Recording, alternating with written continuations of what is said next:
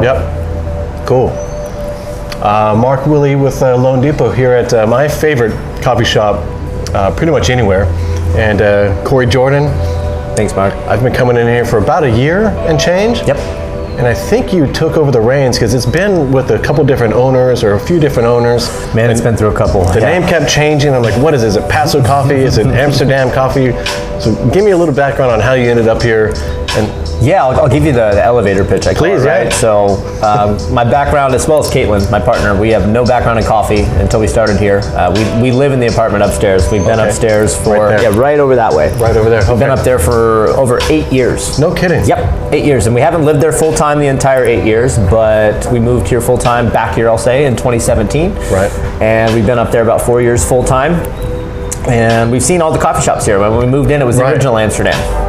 When we first moved in, it was Stephanie and her mom Rosemary, the original Amsterdam, which I actually went to St. Rose Middle School with Stephanie. I've known Stephanie for 25 years. Is that right? Yep, we've known each other. She still comes in for coffee. She was in 2 days ago, which is cool. The original Amsterdam owner. Super cool. Yeah, it's a tip of the cap, right? And then I went to Kreuzberg. You remember I went to for a little bit. I always call it Kreuzberg. Yep, that's what I called it. But then the German owner was like Kreuzberg. I'm like, all right, man. Okay. I'm sorry. So I went to Kreuzberg, and the coffee was good, but the vibe kind of got a little sterile.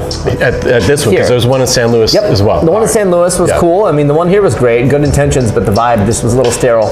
Okay. Then it went to Oak Pass. Remember that? That's I butchered the name a second ago. And so that's when that's when the partners of Kreuzberg split. Okay. Yeah, Chris and Brian.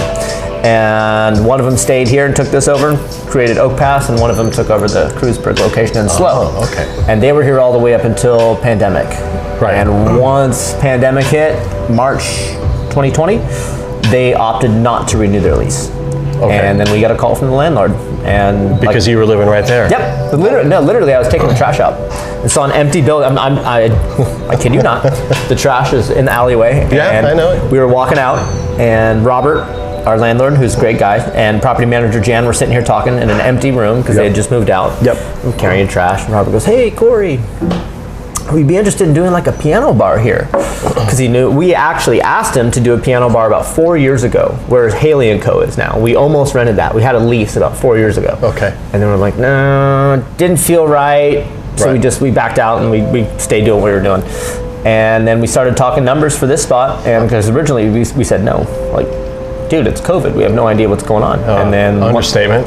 Long story short, we negotiated a hell of a lease that gave us an opportunity to kind of try it before you buy it. Okay. And the business became profitable in the first 90 days, and we signed a 5-year lease, and here we are. So you dated before you married it? Yeah, exactly. Awesome. Yeah. Or it's a 5-year marriage. It's not permanent. No, it's not permanent. It's not till death do you part. No, it's just at least until it expires. Okay. Well, I've never been married. But I don't know, man. We might be in it to win it. It's looking like till death do us part at this point.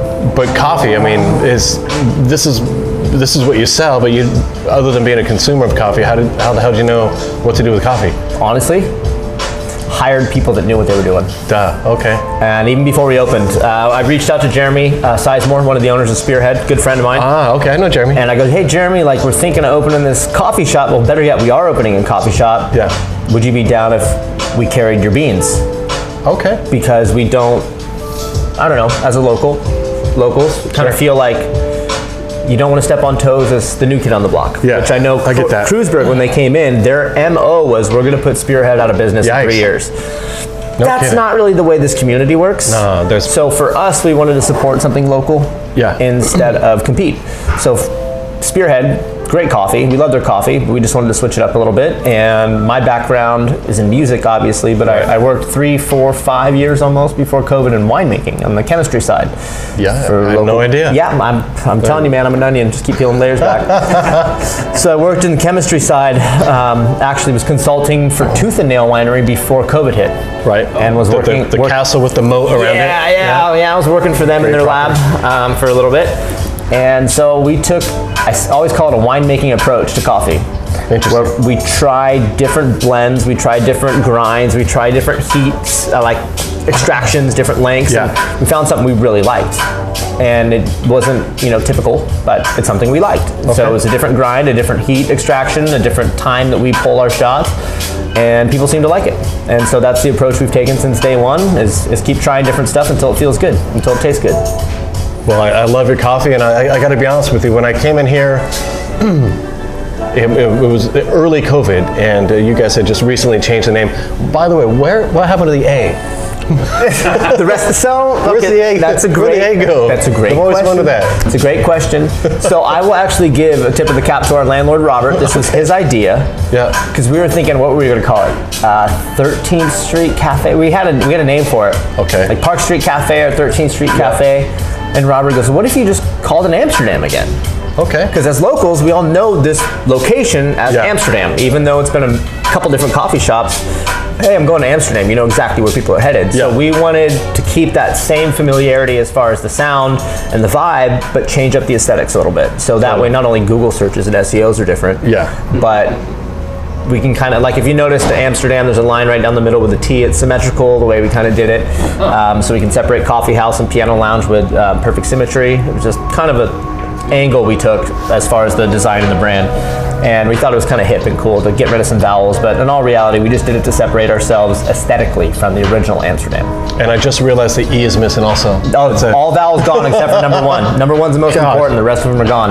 It's okay. Don't let me spell check anybody's essays. You're in good company, man. Don't worry about it. It's one of the most common things is the misspelling of trying to find where we're at or send us an email. It's because we messed up the spelling on purpose. Well, going back to what I was just saying, when I came in here after the ownership had changed, you had just been like the most gracious, like outgoing, just super cool dude, man. Wow. And I really appreciated like the positivity, especially with all the fear and all the paranoia, and it was nice. I remember I caught the same vibe from you, man, because just the way you asked was like, need a little whole milk, you know, just the way you like your whole milk in your coffee. I was like, oh, this guy's on it. Like, he has a good vibe. You were chill. You were mellow about the whole thing. I remember it. Yeah. But no, I mean, I do have a small background, about 3 to 4 years in alcohol sales. My dad's in sales. He's a general contractor, but he sells projects. And so I always joke that I have the gift of gab, and I've really learned to encompass it and be a part of it, but I don't necessarily love it. But I can sell you something if I really want to. But I genuinely appreciate, you know, when you change over from being an employee to an employer, you realize that your business is your livelihood. Completely. And so it just switched up the whole way we treat our customers.